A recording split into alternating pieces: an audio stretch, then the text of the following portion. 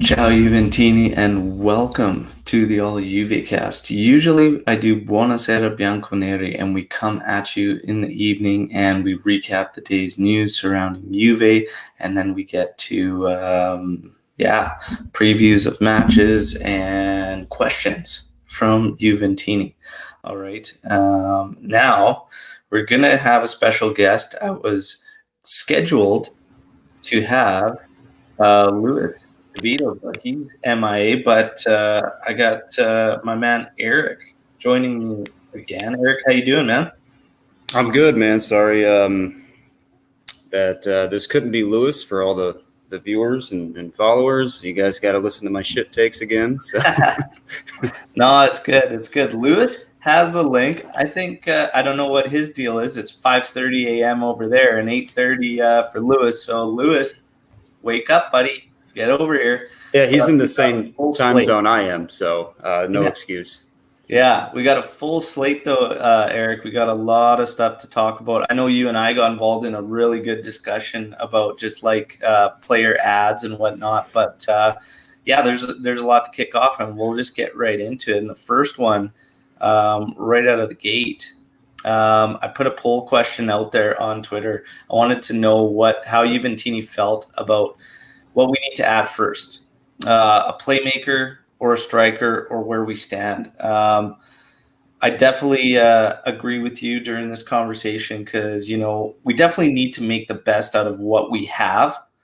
But I still do feel there's just a certain set of skills that we need. But it was about 80-something% in favor of getting a playmaker. And then, of course, we get the Dybala injury, a little knock in training or whatnot. And this now kind of started to change things. And I started seeing a lot of Juventini saying, okay, no, striker's going to be the most important. And then obviously we have a list of players, which we will get to after this. But I want you to share your thoughts because it was a really good conversation. So playmaker or striker, how do you feel? Prior to Dybala's injury, I was still on board with a striker. Okay. So you still thought striker prior. And I did too, in the sense that Morata, I think it's Morata for me. He shows you how important, the way he interprets that role, how he plays in this setup. When he's out, I think we suffer the most, arguably outside of Matthias de Ligt being in or out of the lineup. I think he's the one that you can 100% notice we're essentially almost lost positionally up top without him. Yeah. So striker for you. Now here's the list, and Juventini are kind of humming and hawing, going everywhere. There's going to be a lot of rumors flying around, but you got Milik, Belotti, or even Mandzukic being thrown out there. Let's get your touch on these three players and what you think in terms of fitting. We're not going to get into whether it'll work or whether the deals can get done, but just these three profiles and our team currently and what you think. Just from best to worst, I think Il Gallo should be an obvious number one. To me, Mandzukic would be two, and then Milik should be third. I don't know if we have time to get into the whys, but Belotti, Mandzukic, Milik. Okay, yeah, we do. So get into the whys. To me, Belotti is the obvious choice. He's a younger striker. He's still a very dominant striker. He's in an unfortunate situation with Torino and them just not being a very good squad. And I don't want to talk bad about him. It's just they can't seem to put it together. And he has the exact qualities that we need. It would be a seamless transition for a player like Belotti to come in, Alvaro to go out. The only issue that you're going to deal with that is that now you have two guys who are used to starting. So rotation is going to play a role in that. Mandzukic, I don't care how old he is. He's a born winner. He's got the attitude, and I think he would be perfect to be the guy to come off the bench because of his age. He plays that role well. He has experience playing with Cristiano Ronaldo. He has chemistry with the guys that we have on the pitch, most of them, not all. And I think he would serve his purpose as a rotational player, not a full-time guy, but he would serve his purpose. And then in Milik, I don't know. I've never been in favor of him, to be honest with you. I know that he had a couple of good games with Napoli. He stretched the games together, but his wages would be ridiculously high. I know a report just came out this morning. I don't know the credibility of it, of a 5-year deal for like $5 or $6 million. Still, to me, when you look at our wages and who we're paying, I think that still puts him at the top tier list at $6 million a year. And that's just, to me, it's not worth investing that money in a stopgap striker that's coming off a bench. Yeah. I mean, Mandzukic, I love the guy. I just don't, even how things kind of went down, I just don't know if it's right, whether he would even accept it or not. But like, I mean, when it comes to the fight, the spirit and everything like that, and being about the stripes, Mandzukic is the guy 100%. Is he gonna fit though? And that's like, I think about it and I seem to flip back and forth in my own mind whether he's going to fit or not, and the thing is, we got to think about this. We still are uncertain with Morata's future because it is a hefty amount of money. He's hit the ground running with us. He's only had one bad match. But yeah, he's doing very well. The other thing is, do you make like a 5-year commitment on a Milik when you still are uncertain about what you're going to do with Morata, right? Because if we are going to say we want to make it a permanent on Morata and we seal the deal there, I would be more inclined to get somebody young that we can, rotate in there or whatnot and put more finances elsewhere, right? Because we do have some holes. We know we have some holes. So a lot of it's up in the air because I think now all of a sudden, if you do finalize something for, like a Milik or something, you might find yourself handcuffed come later on in the year because you made this move in January, right? So, and the same could be said whether people believe we need a playmaker or whatnot. You're in the same boat. You got to be very, very careful. As far as Belotti, you see here, Divine Favor Robinson, Belotti is the only reasonable name. I got into a good conversation with a Juventino yesterday, and he said that Belotti comes and he benches Morata. And I want to know what you think about that statement. And if Belotti joined, would he end up is he better than Morata in your eyes, just player to player? Because I think it's super, super close. And as far as it's hard to see Belotti in our system matching Morata. I think he would do great in our system, but would he end up being the guy and benching Morata? What do you think about that? I don't know. I can't, concretely say he's better than Alvaro Morata. Matter of fact, I see Belotti as more of the guy that we need in the 10 role to keep Alvaro and Cristiano forward, even though he plays more of a 9 because of his dirty work. Alvaro's not going to be that guy. Alvaro's not going to get his hands dirty, but Belotti will. So he, to me, would be a guy that you can probably put centrally and allow him to be the guy who does all the hold-up play and then keeps Cristiano and Alvaro forward. So it's hard for me to say that he's going to bench Morata because I think they, as similar as they are, they still have very unique skill sets that are very different. And then one other thing about him that I made mention is that it's not that I don't think he would come to our club. I think he's just got too much love and admiration for Torino that I don't think he would do that to them. Yeah, absolutely. I mean, Yeah, it'd be an interesting one. There has been higher profile moves of players leaving rivals and whatnot. Yeah. And Devon Faber Robinson also adds in he's got a better goal ratio than Murata. Absolutely. The thing is too is yeah, it's impressive this season to see the numbers he's putting up on such a bad squad. Like Torino is a bad squad. But he's the guy. So Yeah. numbers are going to be in a little bit more favor than when you have a guy like Cristiano that you're playing alongside with. So Yeah, yeah. And I mean, Jesus, how many offsides and stuff did he get taken away? Morata's he's been deadly too. The finishing's been great. He's got some moments. I think my only knock sometimes on Morata is not greedy enough in certain circumstances and trying to slip balls over to CR there a couple times, but. That's really my only knock so far. It'll be interesting to see how this develops. But in terms of the playmaker side of things, this is where we had a really good discussion because you and I, it's hard. I think the answer lies somewhere in the middle, but it was like I still feel we were just missing that guy that's going to grab the game by the scruff of the neck in the midfield.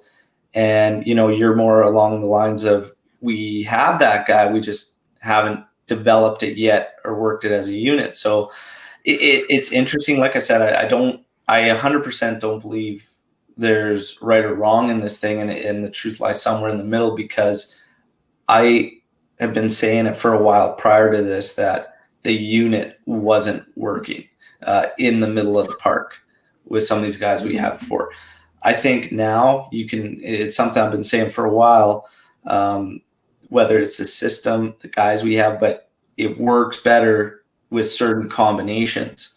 But I can't help but feel that, man, I can't help but feel we still just miss these traits and that we're trying to get guys, which is something we've done for a while, whether it be Pjanic come to us as an attacking mid and we drop him back as a regista, having all these guys in there. I think we are just a set of traits and abilities away in the middle there. I think we can make a good, solid unit, but I still don't think we just have that guy. Again, we had a great discussion. Start sharing your thoughts on that, and we'll get this going and see what everybody joining us thinks. Okay, so for me, it's 3 coaching staffs in 3 years, and we seemingly still have the same issues, but we've had new players come in. For me, specifically with Pirlo, it's his groupings, his pairings that he's putting out there. Whether we like it or not, he's still having to tinker with only being 15, 18 games in. He's still learning this team. He's still learning the squad. So that's why, personally speaking, I don't like to look elsewhere. You have to look in who do we have in the locker room? You have to look at that. We have to figure out a way to make it work because I think this idea of, well, this isn't working or this isn't working, let's go grab somebody. That to me is hitting a panic button. That to me should not be option A. And it just seems to be what we as a fan base resort to. Hey, this doesn't seem to work. Let's go grab a guy that does work. And, Kulishevsky is a prime example of going to get a guy because things haven't worked, bringing him in, and then you see the result. So for me, what I don't like is that we've gone through a series of formations, all very similar to one another: 3-4-1-2, 3-1-4-2, 3-5-2, 4-4-2, and I think the formation itself is not allowing us to maximize what we can produce. I'm in favor of a 4-3-3. I think our midfield is built for 4-3-3. We have Metsalas that I think would really help with just being in the center of the park, adding offense. I think adding a third player forward is pretty imperative, and that's what we've been sacrificing. We went from having 3 strikers or 3 offensive players at the top in the final third to only having 2 in order to kind of help with controlling the center of the pitch. And so there's a lot of variables that you have to look at before you just say, hey, let's go grab a playmaker, because there are things that we still need to work through and we need to see before we can go, hey, okay, we're finally playing at this level. That playmaker is going to get us here. And I just don't think that we've hit that ceiling yet. So until we hit the ceiling, I don't like the idea of trying to search elsewhere. Yeah, those are great points. Real quick, we're gonna say hi to our boy Giuseppe. Hey, Jose. We got Pixro joining in here, man. Raphael, good to see you, buddy, and Ore, good seeing you boys all join here.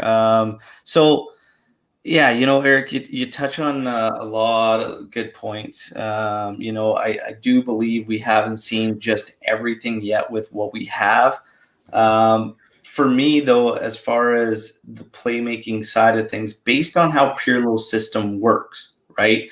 So we know that 4-4-2 base, and either one of those sides, right or left, and we'll get into what it should be with Parma here, but right or left will slide up. It'll turn into 3 back.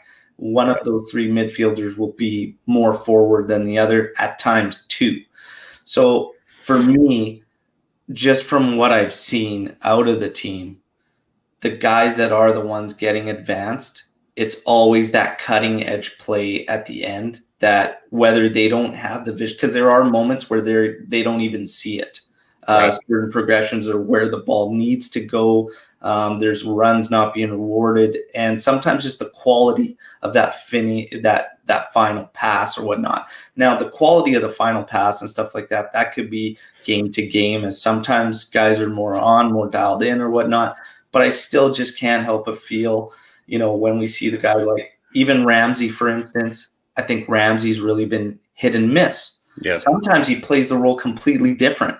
So I feel like, Ramsey could be so good, but it's just not quite always there, right? McKennie, I think McKennie's a very balanced player. I really, really like McKennie. Also ended up getting a U.S. Men's Player of the Year award, which is great. He's been a solid addition. They're already talking about making it a permanent move. We'll get more into that later. But Kulusevski, and you touched on Kulusevski. He's kind of the last guy that I'm kind of hoping to see there. And you called me out on it because I've been shouting for a while. I hope he can do it. I think he's got the ability to. Because earlier on in the season, there was moments where he was the guy sniffing out those runs, making those passes. He connected on a beautiful run of play with Morata and then Chiesa on a goal earlier on in the season, and I could see him being that guy. We may end up seeing that today, which would be fantastic. But outside of him, man, I can't help but feel when we have to go that route that we're trying to put that square piece of a puzzle into a circular hole, like it just seems like we're trying to do that. And if you really look across our lineup, we kind of do that a bit, and historically almost for years, right? So that's just kind of how I feel. And like I say, you've got great points too, and I think somewhere along the middle it lies there. We need to hope that one of our guys can come through and kind of just take the bull by the horn, so to speak, and give us that, because we need it. I feel like players have done that.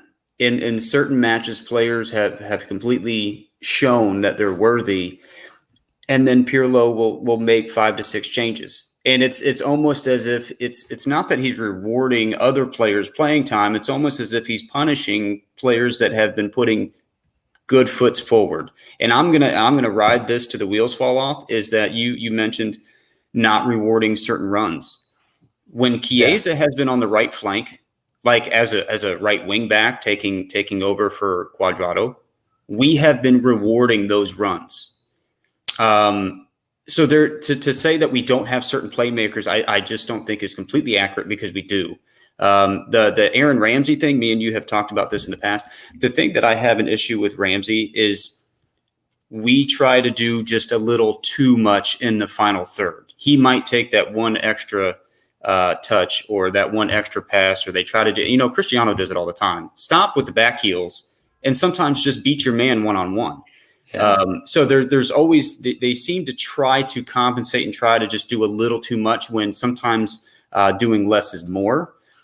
And that's my issue. And then in terms of taking and Kulishevsky, when you look at what he did at Parma last year, he was a right winger in a 4-3-3 in most of the games. I know that they kind of moved him all around, but they played a very counter-esque style, and he was the beneficiary of being a right winger on a team that they could basically just release him forward.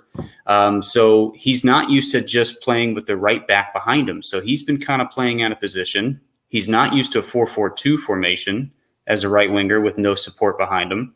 So there's a lot of things that it's like that's the point that I'm making, is that systems can play a huge role in success of players, and he's an example of that. And I don't know if you want to answer Jorge's answer there. Yeah, well, we will for sure, because he's asking, so we'll just get into the actual players and whatnot. But I mean, yeah, I totally get what you're saying and whatnot. When we look at midfields in general, this is why I say it lies somewhere in the middle, because you can't just put 3 players out there and say, this is our midfield. We will get this guy to do this part of it. He will be able to do it. You have to have your ball winner. You have to have someone that's just your plug that'll go out there, win you the ball, and then get it to your quarterback, so to speak, right? And then one guy that's pulling the strings or whatnot. And you got to have your box to box.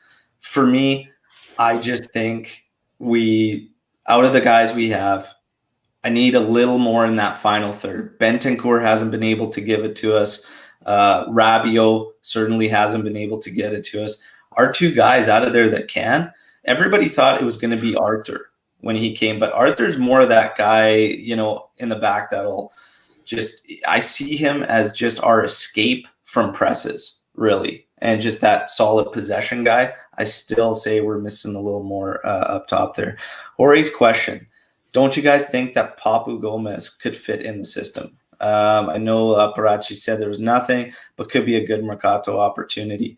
I mean, right there, it's going to be down to quite a bit, really. I mean, I don't know, he's 32 years old, stopgap maybe, but again, at that point, you're saying that what's going to happen with Ramsey, we're essentially not going to play Ramsey or Kulishevsky there. I think Kulishevsky should not be completely out wide as one of those wing backs. I think that's just a waste when he is out there. I also think Kulishevsky can't share the pitch, at least not on the same side as Dybala. Yeah. So there's a few issues there.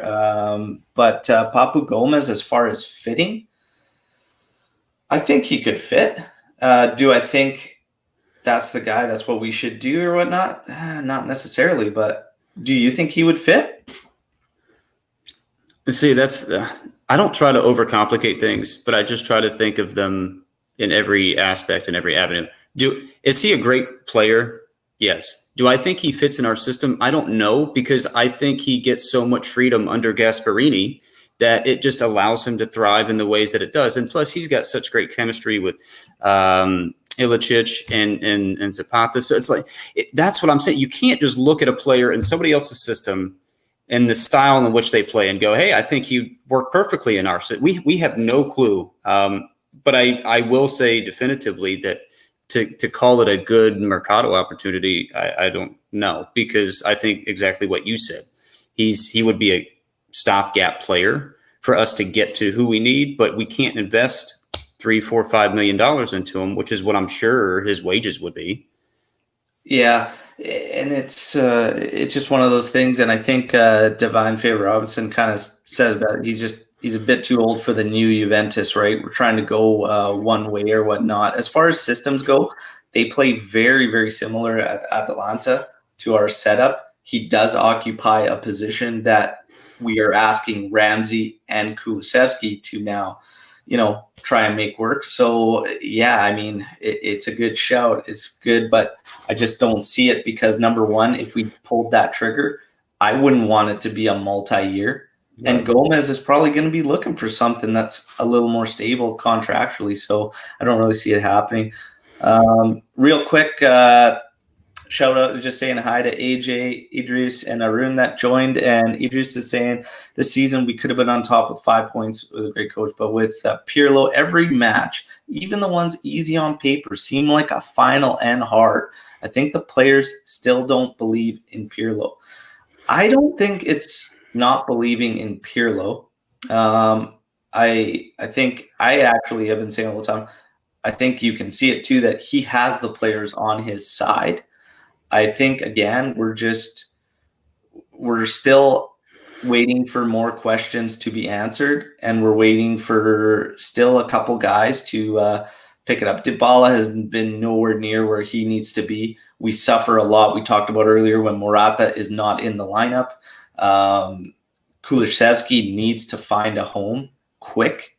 Quadrado has been run like ragged, like there's no coverage there. Chiesa, I think, is going to be the guy that's going to be able to give us both sides, which ended up being huge. You see a lot of Juventini flipping the script on their thoughts of Chiesa now that he's going with us. I think there's a number of things, but I don't think that the players don't believe in Pirlo. I think, getting De Ligt back was huge. We all see the difference there. We needed that guy back. I still say we need Demiral as well, just to get a little bit more of a mix back there. Bonucci's been off the mark. That's putting it very, very lightly defensively. So I think there's a lot of things there. But I think as far as players' belief in Pirlo, I think the players believe in Pirlo and that he's got them on their side. Would you agree with that, Eric? I do. And I think you actually made mention of this, is that I think he's so much on some of their sides. And what I mean by that is I think he's a little bit too buddy with them. So I think he's been able to round up the troops, and I think he's been able to kind of get them behind him and believe in him. Some of them a little too much. So yeah, he overuses some players. But I don't think belief is an issue. Yeah.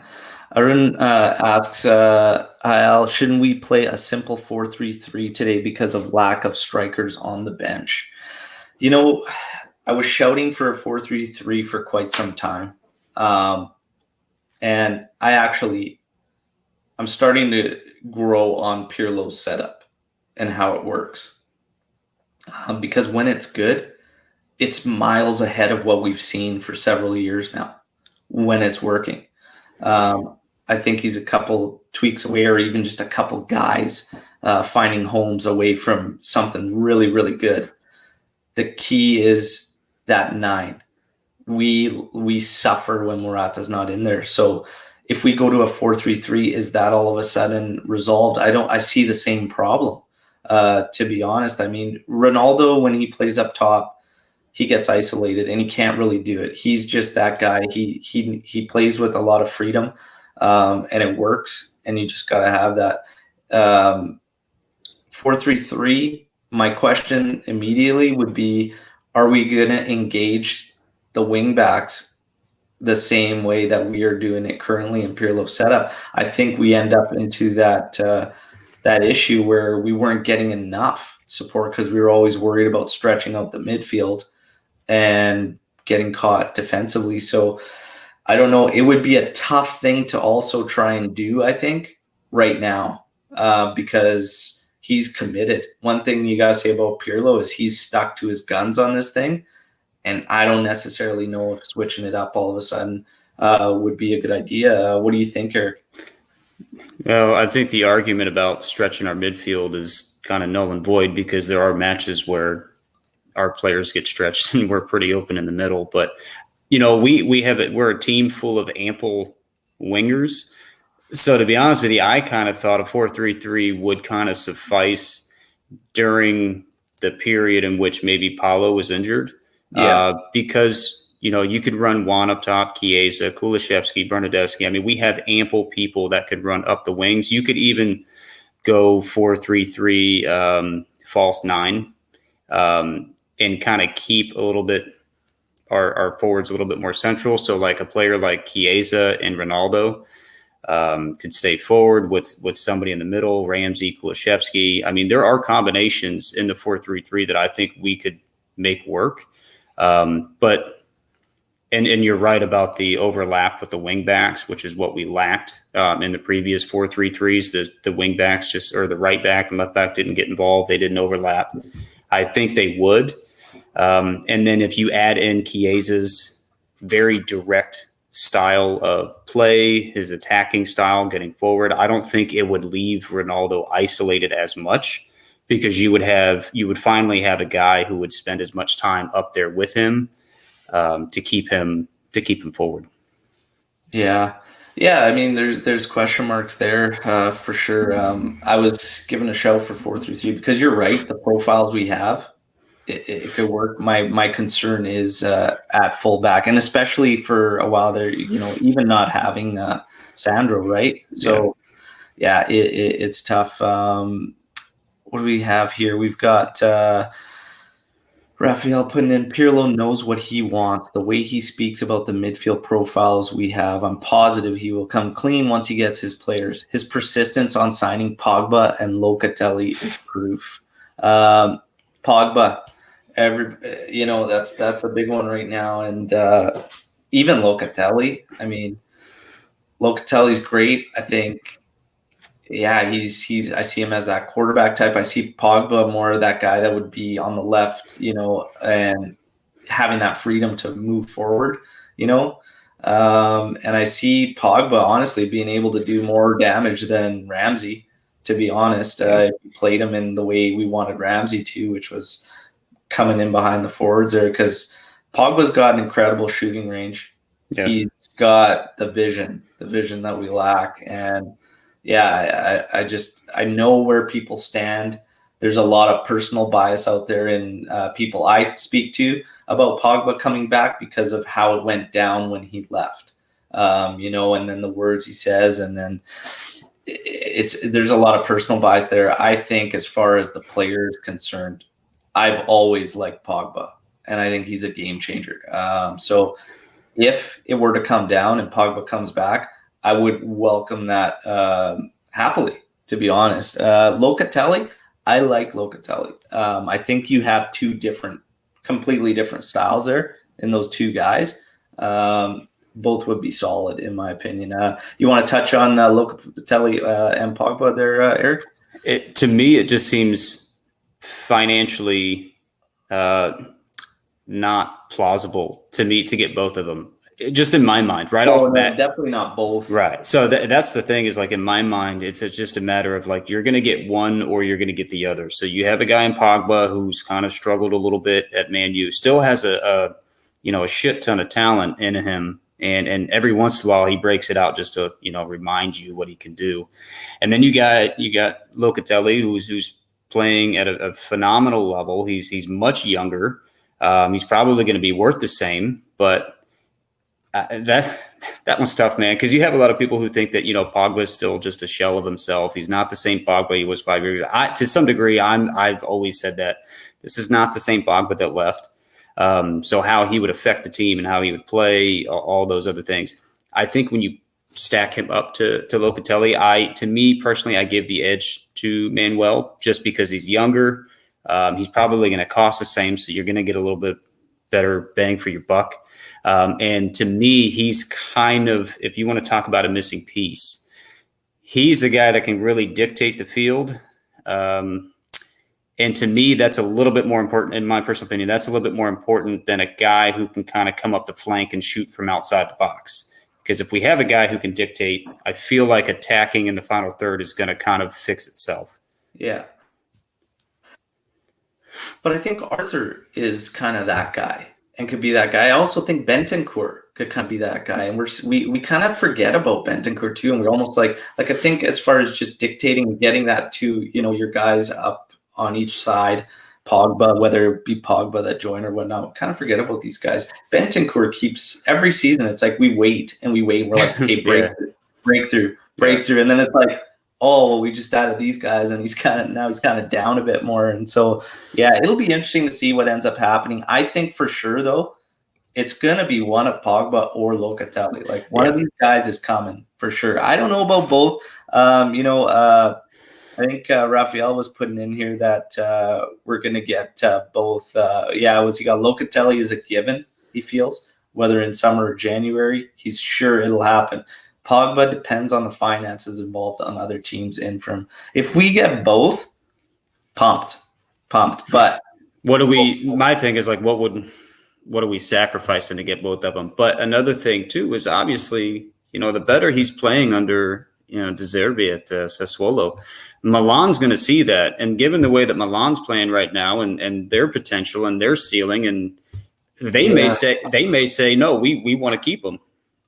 Yeah, Locatelli's, I think he's publicly been pretty hot about Juve. I think there was, you could see when the links were there, and speaking about how it's an honor or whatnot. I think honestly, if the choices came down, I think he'd be a Juve guy, which would be stellar. AJ puts in, Pogba won't have the 2015 midfield around him though. So it may look more like the United Pogba, not like the 2015 Juve Pogba. So, man, I don't know, because you got McKinney, who's very Vidal-esque, and then you have a guy. I don't know if Arthur would be, but you have a guy like Arthur who could probably kind of be his own Pirlo, if you will. Like I don't want to disrespect anybody by that, but I'm kind of with you on that. Like when I look at this, because we got to be somewhat honest here. Like, Man U's been shit, and Pogba. Again, everybody's just saying, "Oh, this Man U Pogba, we're not." But like, even if you look statistically and you watch those games, like right now he's struggling, and whatever it is, if they're talking about the COVID thing, contracts, whatever, but. For his tenure there, he's been the guy that stuck out. Like any Man U, when I'm watching or whatnot, he stands out, and he's been great. And he's been great with the national side as well. He's a solid player, in my opinion. And honestly, I don't think there'd be issues there. I think, again, it's more about the unit. And there, Man U's a dumpster fire, and they had nothing in there. I mean, the first good guy, like guys were leaving as Pogba went in. Yeah. And then they started bringing back guys, but like now Fernandez has been great. So he's got some assistance in there, whatnot. But for the most part, I'm not concerned about whether or not Pogba would be able to contribute like he did back in 2015. I wouldn't be concerned about that. One thing I did want to touch on, and obviously it was going to be with Lewis originally. Lewis, wake up, man. Jesus, 9 a.m. over there. Come on, bro. Long night, apparently. Bernardeschi rumors. Oh, well, you're asking the right fucking guy for this. That's what I'm saying. I'm not sure if I was talking to you with it or it was just my last podcast, but I found it strange. Yeah, I found it strange how Bernardeschi was on this uptick. This upswing, it's doing great. And then all of a sudden we just got Berna like 5 minutes, 10 minutes late and I'm thinking, what's going on? Then these rumors creep up and I'm thinking, man, are they just trying to protect him from getting injured or something? And are they going to use him as his chip, or is there a move happening? So it's really, really interesting. And I just kind of, if anybody is the right guy to touch on Bernardeschi and this, it's you. But what do you think? I was with you on this. Like the whole thing seems so fucking awkward to me. Like it's not a matter of whether or not like he should or shouldn't. It's been so quiet. It kind of just came out of left field. And you're right. When Chiesa had his little tweak there and he was out for a few weeks, I thought Bernardeschi came in and he filled in great. I thought he just started to put a string of matches together, probably the longest string of matches that he played well since he's been with this team, except maybe in 2016 when he got first signed. So I just thought the timing of it was off, because it's like, if you're going to get rid of a player like him, you would have done that already. So he comes in, starts to play well, and then now you see him getting subbed in on the, in the 90th minute. So I was pretty upset, because I thought, he's starting to finally show some quality. Why are you running Chiesa 90 minutes every single match after you've talked about how rotation is important. We got to keep guys, rested. So I'm pretty dumbfounded at the idea. I don't even know where he would go, because apparently Berardi's linked with Milan, and I think Milan would be the only real suitable place for him, or at least that's where he would accept. So I don't know. I want him to stay. Obviously, I think he needs to be an option 2 for Sandro, just like Chiesa needs to be option 2 for Juan. We need depth. So I don't know. Let's see if he can make it to February. If he makes it to February, I think he'll close out the season, obviously, and then I imagine he'll leave in the summer, though. Yeah, I would say in the summer, yes. I think January, like it's been rumored now, is far too soon. Yeah. I don't like the January move of him. I'm going to put this out to everybody joining us right now. Like, Buona in January leaving, like, are you fine with that? I mean, obviously it would depend on what this move is, what it does for us and whatnot. But honestly, a lot of it depends too on, you got to start thinking about this. Ramsey's health is always an issue and concern. Our team health in general, we just get so many injuries, right? The other thing is, when you look at the wing back scenario and the center back scenario, Sandro has to start being used as one of those CBs. Chiellini cannot stay healthy. Bonucci's got to start actually fucking playing D. Demiral, I'm concerned because he got injured so fast after coming back twice. Yeah. Came back, got injured, healed up in like 10 days, went back, played, got injured again. So there's a lot of shifting there. And then again, you factor in Kulusevski needing to find a home. I don't think I move Bernardeschi in January. That's just me. Like, I don't think I go that route. And yeah, it's a weird one that crept up there while he was in form. And I'm thinking, man, that's a cash out scenario, or try to do something. But at the same time, we're battling the same things that we were before when it comes to finances and loss of revenue and whatnot. So is anybody really buying? So like, I would have to think, like, are deals just going to be swap deals still? Yeah. And see, and it's like, what's the swap? Like, what are we doing? Right. So it'll be interesting. Raphael puts in, I think it'll be one of either him or Frabotta leaving, but it thinks Buona will leave because they'll free up more funds of a bigger signing in return. Yeah, I'm just not sure on the January. That's all, just in terms of this team. I think Frabotta will leave too, but I think people forget just how low on the totem pole Bernardeschi's pay actually is. Like, in terms of just their yearly wages. He's actually like third from the bottom. I think the only person who makes less than him is Bentancur. I think Bentancur makes like $3.5 million, and then Bernardeschi is only pulling $4 million.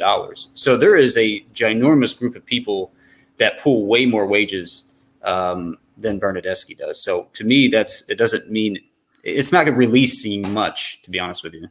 Yeah. Yeah, for sure. RB comps. I see the Del Piero jersey and picks in the back. Where the hell are the Khedira, Bender, and Burner picks, buddy? There's a Hall of Fame for guys like Khedira and Bender. Yeah, there's a star. He doesn't need a jersey. Yeah, that's right. All right. Well, yeah, the Bernardeschi one, that kind of worked out better having you on there. I agree with you. I don't think January's the time, personally, but I do. I mean, it's been coming for a while. I think the move is imminent, but it's just finally started to kind of find himself again. So, yeah. See, and honestly, I think he would do well at one of those clubs you mentioned. I think he would actually do well there.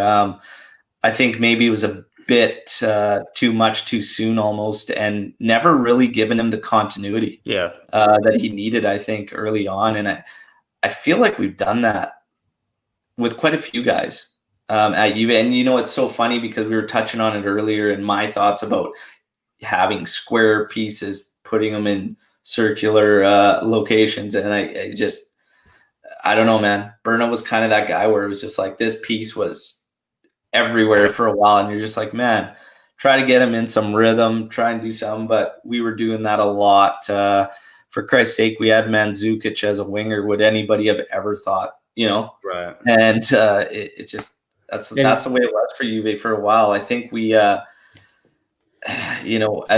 well as Allegri did, that was one of the things was, he'd put guys in these positions, and it worked. Like we would win and whatnot, and but when you're looking at it, sometimes you can't help but laugh on paper sometimes, because you're like, what the hell is going on here? Like you took an attacking midfield player and you put him as one of the pivots in a 2-man midfield, and it fucking worked. And you're just like, what? But it's just one of the ways it was going for us. But now I truly believe Pirlo's onto something. I like where it's going. I think there's a lot of potential there. We were talking about Kulusevski possibly being tried out as trequartista in that Ramsey-esque role today. Obviously, Parma Juve today. Guys, get your predictions in. Everybody joining us, but expected lineup. Expected that Buffon's going to get the start. Bonucci, De Ligt, Danilo, and Sandro, the back. Chiesa on the right side. Ramsey on the left. McKennie and Benta also in the midfield, with Morata and Ronaldo up top. So essentially, looking at this on paper now that I feel a little more comfortable in what Pirlo's going to do. Before, it was a big guessing game every match. You're like, what the hell are we going to do? It looks like with Cuadrado getting a rest, they'll swing it left side. So Ramsey will sneak up from the left side. Sandro will fill in at left wing back. Danilo, Bonucci, De Ligt will stay 3 across the back, with Chiesa being the right wing back. Bentancur, McKennie fill the midfield. Morata, Ronaldo up top. I like it personally.